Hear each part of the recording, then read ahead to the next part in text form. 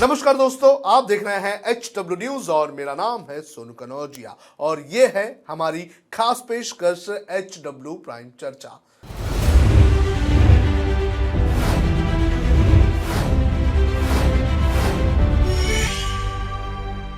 और आज इस चर्चा में हम बात करेंगे पंजाब की, जहां पर इस वक्त अमृतपाल सिंह को लेकर काफी हंगामा होता हुआ नजर आ रहा है। पिछले 3 दिनों से केंद्र की फोर्सेस और राज्य की जो पुलिस है वो लगातार अमृतपाल सिंह की तलाश में लगी हुई है। कई सारे क्रैकडाउन्स भी किए गए हैं, 100 से भी ज्यादा लोगों को गिरफ्तार किया गया है। साथ ही साथ जो 5 करीबी हैं अमृतपाल सिंह के, उन्हें गिरफ्तार करके जो पुलिस है उसने आसाम के डिब्रूगढ़ सेंट्रल जेल में रख दिया है। इसके अलावा जो पुलिस है उसका यह कहना है कि वो लगातार अमृतपाल सिंह की तलाशी में लगी हुई है। अमृतपाल सिंह ये वो नाम है जो पिछले कुछ ही महीनों में सुर्खियों में आया है। अमृतपाल सिंह वारिस पंजाब दे नाम के संगठन का मुखिया है, जो इसके पहले दीप सिद्धू चलाया करता था। हालांकि दीप सिद्धू की मृत्यु के बाद जो वारिस पंजाब दे है उसका प्रमुख जो है वो बना दिया गया है अमृतपाल सिंह को। और जब से ही अमृतपाल सिंह एक्शन में आया है उसके बाद से ही लगातार खालिस्तान की मांग जो है वो लगातार जोर पकड़ती दिखाई दी है। सिर्फ भारत में ही नहीं बल्कि दुनिया के अलग अलग देशों में भी जो खालिस्तान के समर्थक हैं वो अपनी मांग उठा रहे हैं। जिस तरह से अमृतपाल सिंह को पकड़ने के लिए ऑपरेशन चलाया गया है उसका विरोध जो है वो हमें लंदन में भी देखने मिला, जहां पर भारतीय उच्च आयोग के बाहर जो खालिस्तानी समर्थक थे उन्होंने जाकर प्रोटेस्ट किया। और इतना ही नहीं, हमारे तिरंगे को भी नीचे उतारने का काम उन्होंने किया। हालांकि वहां के जो ऑफिसर्स थे उन्होंने अपना जो तिरंगा था उसे वापस ले लिया और इन जो खालिस्तान के समर्थक हैं उन्हें जो है सबक सिखाते हुए एक बड़ा तिरंगा जो है वो हमारी जो एम्बेसी है उसके दीवार पर लगा दिया गया है। लेकिन पंजाब में इस वक्त सर्च ऑपरेशन चल रहा है अमृतपाल सिंह को गिरफ्तार करने को लेकर। और इसी पर चर्चा करने के लिए हमारे साथ है प्रोफेसर कुलदीप सिंह जी। और कुलदीप सिंह जी की बात करें तो उन्होंने खालिस्तान पे काफी कुछ लिखा है। अपने इनिशियल रिसर्च के वक्त उन्होंने खालिस्तान के बारे में कई सारी रिपोर्ट्स भी जो है लिखी थी। और उनसे जानने की कोशिश करेंगे कि क्या जो अमृतपाल सिंह है उसके नाम पर एक बार फिर से खालिस्तान का मुद्दा जो है वो पंजाब में उठता हुआ नजर आ रहा है। कुलदीप जी, HW न्यूज में आपका स्वागत है। हम जानना चाहेंगे कि आज जिस तरह से एक बार फिर से जो खालिस्तान का मुद्दा है पंजाब में उठने लगा है, तो इसके पीछे का कारण आप क्या देख रहे हैं? ये मामला कुछ सालों पहले शांत होने लगा था, लेकिन एक बार फिर से ये मामला सर उठाने लगा है कि अब आज जब हम ये कह रहे हैं कि पंजाब में एक दफा फिर खालिस्तान की मूवमेंट शुरू हो गई है, इसको मैं तो ऐसे पुट अप करूंगा कि पंजाब में 1978 से लेकर 1993 तक जो मूवमेंट चली, जिसको हम खालिस्तान की मूवमेंट कहते हैं, अलगबाद कहते हैं, मिलिटेंसी कहते हैं, टेररिज्म कहते हैं, अलग अलग नामों से जाना जाता है, वो फेज 93 में खत्म हो गया। उसके बाद कुछ लोग पंजाब में, जिन लोगों की सिख मुद्दों पे इस किस्म की सोच रही है, वो रहे हैं। लेकिन हम ये कहते रहे हैं कि पंजाब में अब ऐसी स्थिति नहीं है जहां ये कहा जा सकता हो कि इस मुद्दे पे लोगों का वाइड स्प्रेड सपोर्ट है।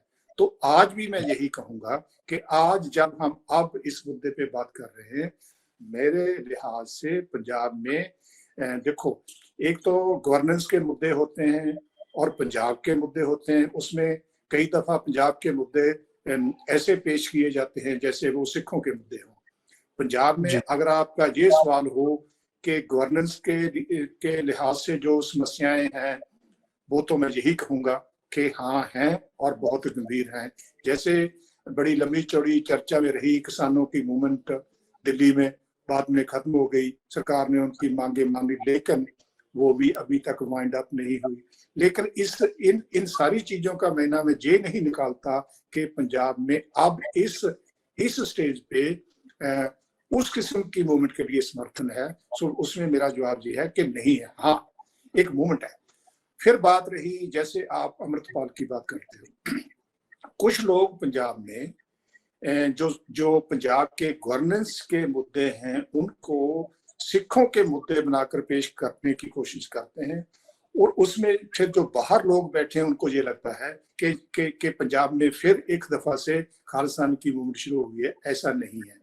तो इसीलिए मैं जी आपको ये कहना चाहता हूँ, जो अमृतपाल सिंह का ये वारिस पंजाब के जो ग्रुप है, जिसका जो बानी पहले दीप सिद्धू था, जिसकी एक्सीडेंट में डेथ हो गई, उसकी जगह जी अमृतपाल सिंह वारिस पंजाब के एक जथेबंदी है उसका मुखी बना, जिन्होंने ये कहकर मूवमेंट शुरू की कि हम पंजाब में अमृतपान करवाना चाहते हैं, यानी कि हम सिखों को बैप्टाइज करना चाहते हैं। दूसरी बात ये कही कि हम पंजाब में जो ड्रग एडिक्शन की प्रॉब्लम है उसके उस पे काम करना चाहते हैं। लेकिन ये कहते कहते इन लोगों ने ये भी कहा कि सिख्स जो हैं वो हिंदुस्तान में गुलाम हैं, सिखों के साथ बेइंसाफी होती है, और उसमें से सीधे रूप पे ये कहना शुरू कर दिया कि जैसे कि सिखों के समस्याओं का संविधान सिर्फ और सिर्फ एक सेपरेट स्टेट हो। इसीलिए सरकार को ऐसी कार्रवाई करने की जरूरत पड़ी। लेकिन मैं दो बातें अब तक कह चुका हूं। एक ये कि इस मुद्दे पे लोगों का समर्थन नहीं है। हाँ, लोगों की गवर्नेंस की समस्या है, उसमें जट सिख पीजेंट्री की प्रॉब्लम्स हैं, सीरियस हैं, जिस मुद्दे पे किसानों ने लंबी चौड़ी लड़ाई लड़ी। लेकिन इस चीज को हम खालिस्तान की समर्थन जैसी बात इस आधार पे नहीं कह सकते, ना ही ऐसा समर्थन पंजाब में इस स्टेज पे है। सर, आपने जिस तरह से एक बात कही कि डी एडिक्शन के जरिए इन्होंने अपना जो है आगे की जो चीजें चलाई थी, लेकिन अब जो पुलिस है उन्होंने दो बड़े आरोप लगाए हुए हैं अमृतपाल सिंह के ऊपर। एक तो विदेशी फंड और आईएसआई से कनेक्शन बताया है, और इसके अलावा ये पुलिस ने ये कहा है कि डी एडिक्शन के आड़ में जो है वो फिदाइन हमलावर तैयार करने का काम जो है वो अमृतपाल सिंह और उनका जो संगठन है उसके जरिए बनाने की कोशिश की जा रही थी। तो इसमें क्या लगता है आपको, क्या इस और अमृतपाल सिंह जा रहा था? देखिए, आपका बड़ा इंपॉर्टेंट सवाल है। जब भी कोई ऐसी पॉलिटिकल मूवमेंट शुरू होती है ना, उसके दो रूप होते हैं। एक, कुछ चीजें होती हैं पब्लिक कंजम्पशन के लिए, जिसको हम जब कहते हैं कि एक रेट्रिक क्रिएट किया जाता है। दूसरी चीजें होती हैं जो लोगों के सामने नहीं बताई जाती, जो पीछे से काम करती हैं। इन लोगों ने जो लोगों में प्रचार किया वो तो अमृतपान का किया और नशों का किया, और साथ में ये भी कहा कि सिखों के साथ ज्यादती होती है, सिख हिंदुस्तान में गुलाम है। लेकिन जो आप पीछे की बात कर रहे हो सर, अब पुलिस, आज की जो कॉन्फ्रेंस पंजाब पुलिस ने की है, ये बताया जा रहा है कि इन लोगों के आईएसआई के साथ संबंध हैं और इन लोगों को बाहर से पैसा आता था। सो जो मूवमेंट के अल्टीरियर मोटिव्स होते हैं वो आमतौर पे लोगों को बताए नहीं जाते। लेकिन इसी बीच एक ऐसी गड़बड़ होगी, जिस गड़बड़ के होते हुए जो थोड़ा बहुत समर्थन ऐसी ऑर्गेनाइजेशन को रिलीजियस मुद्दों पे मिल सकता है, वो इसीलिए मिल नहीं पाया कि पंजाब में दो चीजें अभी भी पंजाब की फिजा में ताजा है। एक, जो बात जब पहले अकाली दल बीजेपी की सरकार थी, जब गुरु ग्रंथ साहब के पन्नों को चुराया गया, बाद में उनकी बेअदबी की गई, बाद में फायरिंग में दो सिख मारे गए, ये 2014-15 की बातें हैं। इस आधार पे पंजाब में जो अकाली दल बीजेपी अलायंस थी वो पावर उससे चली गई। इसके होते हुए पंजाब की जो जट सिख पीजेंट्री है उनके दिमाग में ये बात रही है कि जो सरकार उस समय की थी वो जो गुरु ग्रंथ साहब की बेअदबी हुई उसका कोई संविधान नहीं निकाल पाई, उनके कल्प्रिट्स को नहीं आइडेंटिफाई कर पाई। इसीलिए जब ये अमृतपाल के लोगों ने अजनाला पुलिस स्टेशन में गुरु ग्रंथ साहब की जो ग्रंथ साहब को लेकर अंदर ले गए, लोगों ने इस चीज को लाइक नहीं किया। सरकार ने क्या कहा? सरकार ने ये कहा कि हमने इनके खिलाफ एक्शन इसलिए नहीं लिया कि अगर हम एक्शन लेते तो गुरु ग्रंथ साहब की बेअदबी होने की चांस रहता था। तो ये जो गवर्नमेंट सी विन ओवर कर गई लोगों को मने में। दूसरी बात कि ये मैसेज लोगों में गया कि ये जो लोग अपने आप के सिखों के रिप्रेजेंटेटिव के तौर पे पेश कर रहे हैं, इनको कम से कम ये ख्याल नहीं आया कि जब वो गुरु ग्रंथ साहब की भीड़ एक पुलिस स्टेशन में लेकर जाते हैं, इसमें वो होली बुक को यूज कर रहे हैं, गुरु ग्रंथ साहब को यूज कर रहे हैं। सो ये बात स्कोर करते हुए जो आपका दूसरा पार्ट का सवाल था, सरकार हमें ये बताती है कि इन लोगों ने ये जो दो बातें पब्लिकली कही, एक प्रचार की कही, अमृत अपना लोगों को बैप्टाइज सिख बनाने की कही, एक ड्रग एडिक्शन की कही, इन मुद्दों में कहा जरूर, लेकिन इसके पीछे सरकार हमें ये कहती है ये काम चलते रहे। इसीलिए आज हमें बताया जा रहा है जो लोग अमृतपाल सिंह की संस्था के अरेस्ट किए गए हैं 5 लोग, उन पे नेशनल सिक्योरिटी एक्ट लगाया गया है। आप जानते ही हो नेशनल सिक्योरिटी किस कॉन्टेक्स्ट में लगाया जाता है जी? वही कनेक्शन जो बताया जाता है कि इन लोगों के ISI साथ के साथ कनेक्शंस हैं और इन लोगों को बाहर से फंडिंग आती है, जिस फंडिंग की वर्तों इन चीजों के लिए की जाती है। सो देयर इज जैसे हम कहते हैं ना, एक है जो पब्लिक परसेप्शन इन लोगों ने क्रिएट करने की कोशिश की, दूसरा वर्जन जो अंदर से आया, जो सरकार से आया, तीसरी बात ये मैं जो एनालिसिस के तौर पे कहता हूं कि जो इन लोगों ने प्रचार किया उस प्रचार का लोगों में इसीलिए ज्यादा असर नहीं हुआ। एक तो ये कि पंजाब के लोगों के मन में जो मिलिटेंसी का जो बिटरनेस है, जो बिटर एक्सपीरियंसेस है, वो अभी भी पंजाब के लोगों में की मेमोरी का पार्ट है। दूसरी बात ये कि सिख मुद्दों पे ये अपने क्रेडेंशियल्स शुरू में ही गवा चुके हैं, क्योंकि इन्होंने गुरु ग्रंथ साहब को अपने छोटे छोटे राजनीतिक मनोरथ के लिए यूज करने की कोशिश की, जिससे लोगों के बीच इनका जो वकार था वो खराब हो गया। सर एक और चीज कई सारे सवाल उठाती है, वो ये कि कुछ महीनों तक अमृतपाल सिंह को कोई नहीं जानता था, कहीं नाम भी नहीं था, लेकिन अचानक से वो दुबई से आता है और फिर उसे वारिस पंजाब डे का प्रमुख बना दिया जाता है और फिर वो अचानक से इतना पॉपुलर हो जाता है। तो इस पूरी एक्टिविटी को आप किस तरह से देख रहे हैं कि कैसे ये बंदा जो है ये दुबई में रहने के बाद इधर यहाँ पंजाब में आता है और फिर यहाँ पर आने के बाद ये इतना बड़े मोमेंट पर जो है न्यूज में जो है वो छा जाता है? देखो, शाया तो नहीं गया, शायद ये इंप्रेशन तो हो सकता है कि ये आदमी छा गया, लेकिन मैं ये नहीं मानता कि ये आदमी पंजाब में छा गया। हाँ, ये बात आपकी सही है कि उस आदमी को पंजाब में एक प्री प्लान्ड स्कीम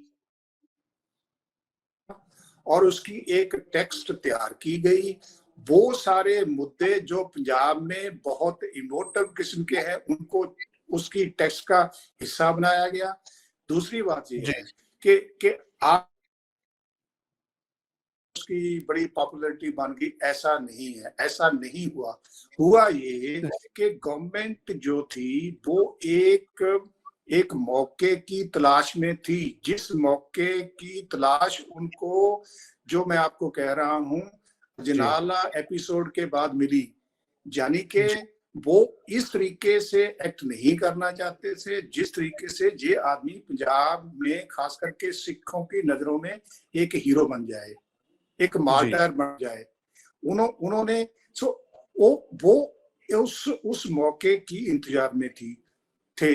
लेकिन ये जो एक्टिविटी 6 महीने में उसकी पंजाब में नजर आई, उसके आधार पे आप लोग बाहर बैठकर अगर ये गैदर कर रहे हो, जो स्वाभाविक है क्योंकि बाहर से कई चीजें नजर नहीं आती, इन चीजों को कोई बहुत बड़ा जिसको हम पंजाबी में कहते हैं हंगारा नहीं मिला, बहुत बड़ा कोई रिस्पॉन्स नहीं मिला।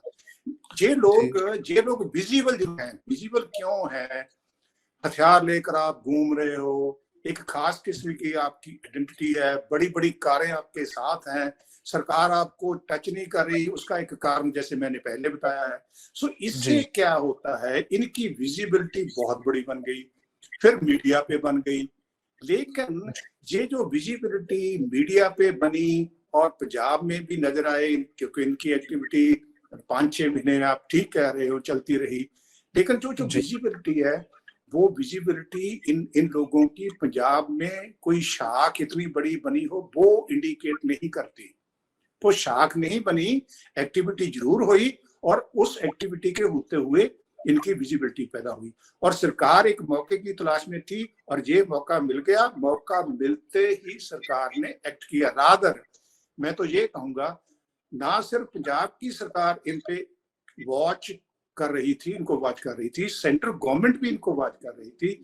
अब जब हमें बताया जा रहा है कि इन लोगों पे जो 5 लोग अरेस्ट किए हैं उन पे एनएसए लगाई गई है, इससे जी क्लियर कट शो होता है कि सेंटर गवर्नमेंट की कांस्टेंट इस मुद्दे पे डिस्कशन हो रही है। दे आर इन्वॉल्व इन जो पंजाब में एक्शन हुआ। सो ना सिर्फ पंजाब सरकार, सेंटर भी इन लोगों पे निगरानी रखे हुए था। कुलदीप जी, एक सवाल ये उठता है कि जब आपने कहा कि अमृतपाल सिंह का मामला पंजाब में इतना बड़ा नहीं होता हुआ नजर आ रहा है जितना बाहर बैठकर हमें लग रहा है, तो आखिर क्या कारण बना कि जो सरकार थी उसे जो है इंटरनेट की सर्विसेज पर पाबंदी लगानी पड़ी? देखो ऐसा है कि लॉ एंड ऑर्डर जो पंजाब की पास्ट हिस्ट्री है उसके होते हुए जब रिलीजियस इश्यूज बनाए जाते हैं, कई दफा लोग इमीडिएट जो लोगों का रिएक्शन होता है वो इमोटिव होता है, इमोशनली आप रिएक्ट करते हो है जी। तो वो चीजों को, अच्छा दूसरी बात ये है कि सोशल मीडिया पे जो दूसरा मीडिया उसके लिहाज से सोशल मीडिया पे बड़ी ऐसी बातें होती हैं जो चल तो जी जाती हैं, जिनकी वेरासिटी ऑथेंटिसिटी बाद में पता चलती है, लेकिन जी उनका नेगेटिव इफेक्ट हो जाता है। सो मैं ये जी कहता हूं कि ये प्रिकॉशन के तौर पे ये चीजें की गई हैं और करनी भी चाहिए। और ये भी बात सही है कि पंजाब में कुछ लोग तो ऐसे हैं जिन लोगों की अमृतपाल सिंह के वारिस पंजाब की जो ऑर्गेनाइजेशन है उसके साथ सिमती है। उनकी जी गिनती चाहे जितनी मर्जी कम हो, लेकिन उन लोगों की जो पोटेंशियल है कि पंजाब में कोई इस किस्म की स्थिति पैदा कर सके वो तो हमेशा रहती है। सो मैं ये जी कहूंगा कि काफी गिनती में, कितनी गिनती में है ये तो अंदाजा लगाना मुश्किल है, लेकिन बहुत बड़ी गिनती उन लोगों की नहीं है, ये मैं कहना चाहता हूँ। पर वो ऐसे लोग पंजाब में हैं जिनकी इनके साथ सिमती है, जो लगातार ऐसे मुद्दे उठाते रहते हैं।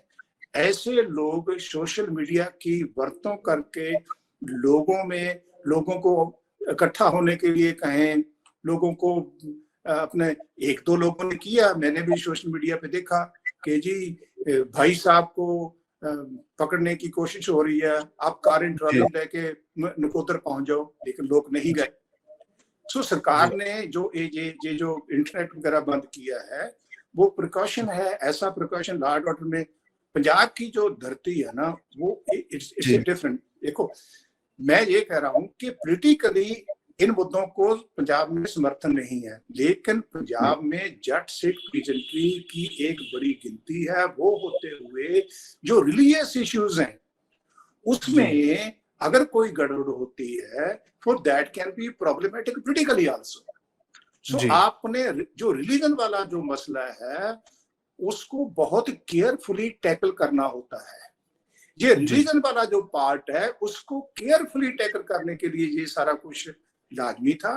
लेकिन मैं अभी वही कहता हूं जो मैंने शुरू किया, पॉलिटिकली पंजाब में इस मुद्दे पे कोई वाइड स्प्रेड लोगों का समर्थन वारिस पंजाब की अमृतपाल सिंह की जथेबंदी को हो, ऐसा मुझे नजर नहीं आता। सर एक चीज एलिगेशन बार बार लगते रहे हैं कि जो भी खालिस्तानी सिंपैथाइजर्स हैं उन्हें आईएसआई का समर्थन मिलता रहा है, आईएसआई की तरफ से फंडिंग भी मिलती रही है।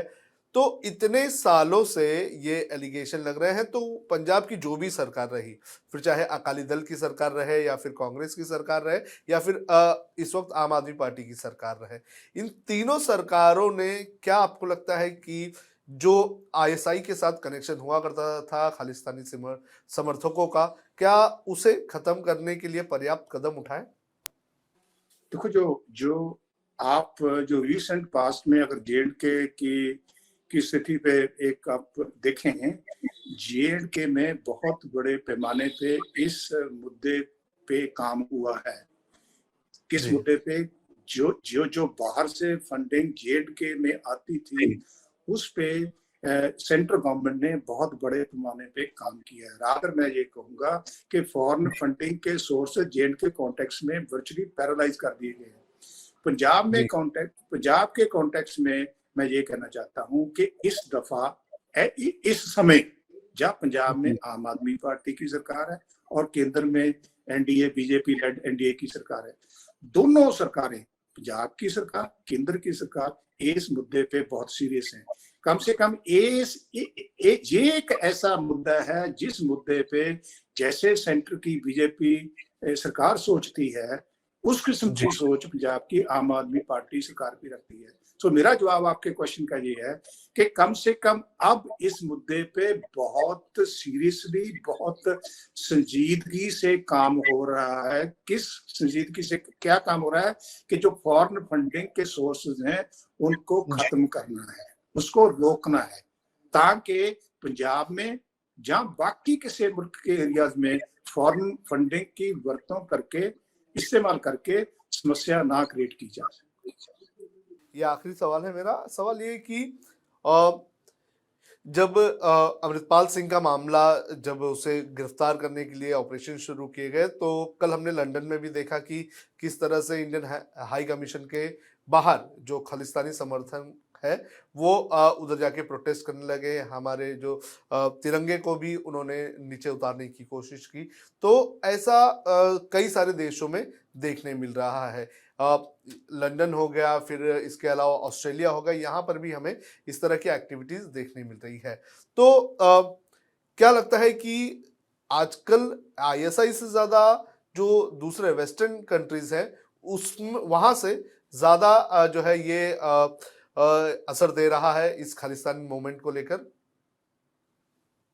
देखो, बिल्कुल सही बात है। ये जो कंट्रीज है ना, इंग्लैंड हुआ, अमेरिका, कनाडा, ऑस्ट्रेलिया वगैरह, इन लोगों में बहुत लार्ज स्केल से पंजाब से सिखों की माइग्रेशन हुई, आउटवर्ड माइग्रेशन हुई। उनमें जो लोग, कुछ लोग उनमें से पंजाब के इन लोगों के साथ सिम्पथी रखते हैं, और वहां बैठकर कुछ लोगों के मन में ये रहता है कि जैसे पंजाब में ये जो पहले खालिस्तान की मूवमेंट फेल हो गई, उसको दोबारा सिरे से शुरू करके सक्सेस किया। मैं आपको ये बता दूं कि even before 47, even before this, ये 78 और 93 का पीरियड है ना, जिसको हम मिलिटेंसी का पीरियड कहते हैं, मैं ये कहता हूँ 47 के पहले भी, 47 के बाद भी कुछ लोग पंजाब में ऐसे रहे हैं जो सेपरेट स्टेट की बात करते रहे, लेकिन उन लोगों की हमेशा गिनती बहुत थोड़ी रही है, एक्सेप्ट फॉर वन पीरियड, वो था 78 से 93 वाला। अब जो आप बात कर रहे हो, फॉरेन लैंड पे ऐसे लोग हैं जिनकी सिम्पथी है, रादर हमने पहले बात की है, वही तो लोग हैं जो पैसा इधर भेजते हैं। जिस मुद्दे पे पंजाब की सरकार और केंद्र की सरकार बहुत सीरियस है, तो जो बात मैं पंजाब में कॉन्टेक्स्ट में कही है, वही बात मैं इन लोगों के कॉन्टेक्स्ट में कहूंगा कि चाहे कुछ लोग इंग्लैंड में, कनाडा में, अमेरिका में, ऑस्ट्रेलिया में ऐसी बातें करते रहते हैं, लेकिन फिर भी कोई ना तो बाहर ना मुल्क के अंदर खालिस्तान के मुद्दे पे कोई वाइड स्प्रेड सपोर्ट इन लोगों को हो, ऐसा ना है, ना आगे होने वाला है। लेकिन ये जो सिख रिलीजन के इश्यूज हैं, इनको एक्सप्लॉइट करने की कोशिश पहले भी होती रही है, आगे भी जी होती रहेगी। जो क्रिटिकल प्रॉब्लम्स हैं वो सेपरेट हैं। पीजेंट्री, जी पंजाब की पीजेंट्री का बहुत बड़ा हिस्सा जो है, they are Jat Sikh peasantry जी जी। उस तो वो most of them happen to be from Sikh religion background, they are Sikh जी and they are peasantry. So जो पीजेंट्री के मुद्दे हैं, कई लोग उन मुद्दों को सिख मुद्दे बनाकर पेश करते हैं और करते रहेंगे। जी लेकिन मैं आपको पहले बता चुका हूं कि इतनी बड़ी मूवमेंट पीजेंट्री ने दिल्ली में शुरू की, लेकिन उस मूवमेंट को उन्होंने सिख मूवमेंट नहीं बनने की, हालांकि कुछ लोगों ने कोशिश की जी सो ये जो पॉसिबिलिटी है कि पीजेंट्री, क्योंकि पीजेंट्री सिख पीजेंट्री है, पीजेंट्री के मुद्दों को सिख मुद्दे बनाकर पेश करने की कवायद आगे भी जारी रह सकती है। लेकिन जी लेकिन ऐसी पोलिटिकल सपोर्ट खालसा के मुद्दे पे पंजाब में नहीं है।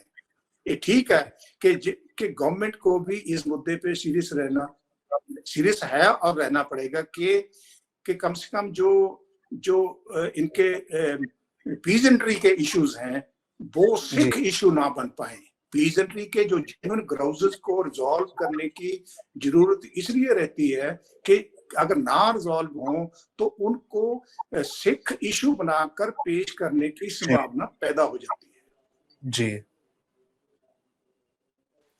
कुलदीप जी, बातचीत के लिए आपका बहुत बहुत धन्यवाद। आपने अच्छी तरीके से पंजाब की स्थिति के बारे में हमें बताया, और बताया ये भी कि अमृतपाल का जो मामला है वो पंजाब में पूरी तरह से इम्पैक्ट नहीं करता है। बड़े पैमाने पर पंजाब में जो लोग हैं वो अमृतपाल के आइडियोलॉजी से जो है संपर्क नहीं रखते हैं और उसका समर्थन भी नहीं करते हैं। काफी कुछ हलचल हमें देखने मिल रहा है। देश के तमाम टीवी न्यूज चैनल आज सुबह से यही खबर चला रहे थे, तो हमने भी सोचा कि इस बारे में हम जानकारी लें और हमारे दर्शकों को भी जानकारी दें कि असल में पंजाब में क्या हो रहा है। और कुलदीप जी ने काफी अच्छी तरह से एक्सप्लेन किया और बताया कि कैसे जो अमृतपाल सिंह है उसको पकड़ने के लिए जो सेंट्रल और स्टेट एजेंसीज हैं वो लगातार एक साथ मिलकर काम कर रही हैं, और कैसे धर्म को और दूसरे मुद्दे को जो है जोड़कर आजकल पंजाब में जो है अलग अलग जो है एक तरह के मोर्चे बनाए जा रहे हैं, और कहीं ना कहीं पंजाब की जो सुरक्षा है और लॉ एंड ऑर्डर है उसे डिस्टेबलाइज करने का काम किया जा रहा है। कुलदीप सर, इस पूरी बातचीत के लिए आपका धन्यवाद। तो जो हमारे दर्शक हैं, हम उनसे उम्मीद करेंगे कि आप भी इस पूरे मामले पर अपनी राय हमें जरूर साझा करें।